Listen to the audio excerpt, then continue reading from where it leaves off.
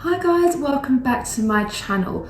After my favourites video, I got loads and loads of comments about the Solid Beauty Blender Cleanser and how I use it, and I basically washed one brush just to show you. But I got a lot of comments and emails and queries on Instagram and stuff, and I was just like, what the hell?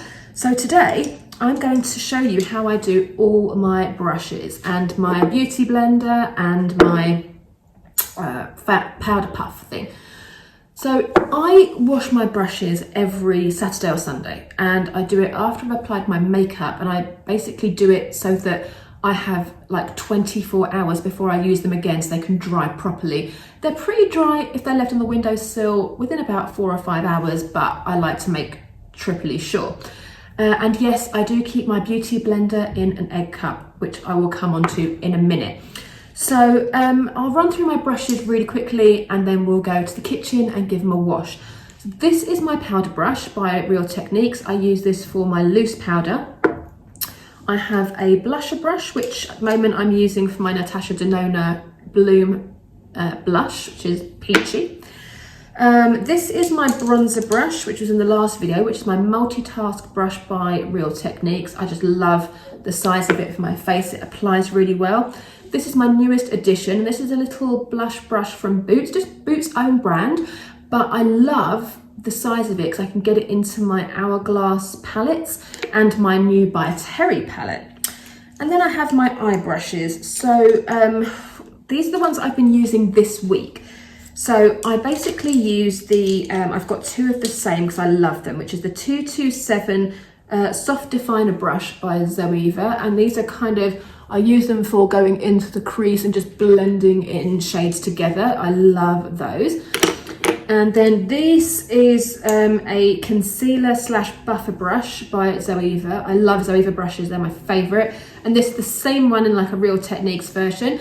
And whenever I apply my eyeshadow, if it kind of goes over where I want it to look, or if it kind of goes over where I want it to not be seen, I get this and just kind of buff it out. I don't use it for concealer, I use it for eyeshadow. So I use it to kind of buff out the rough edges.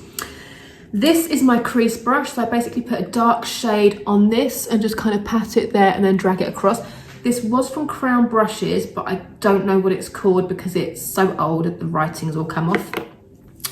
And then this is a Real Techniques brush, 305, and it's a kind of fluffy blending brush. So I use that just to blend out colours together or just to diffuse the edges. And I got this from TK Maxx. TK Maxx always have those kind of brushes. This is my Real Techniques lash comb and brow comb, and I use that to brush up my brows before I apply product. And you can see that needs a good clean. And then finally, this is my Bobbi Brown Ultra Precise Eyeliner Brush, and I use this for my Bobbi Brown Gel Liner. And then I have my Beauty Blender, which is the new one, because I threw my old one away recently, and I keep it in an egg cup. And the reason I do this is because it's a sponge.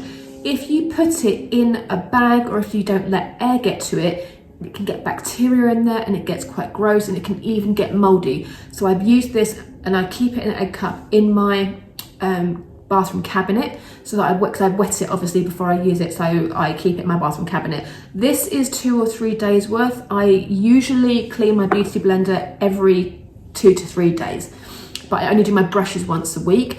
This is my powder puff from MAC, which has sadly been discontinued. Oh, I wish I'd bring this back because it's the best powder puff ever, and I clean this once a week also.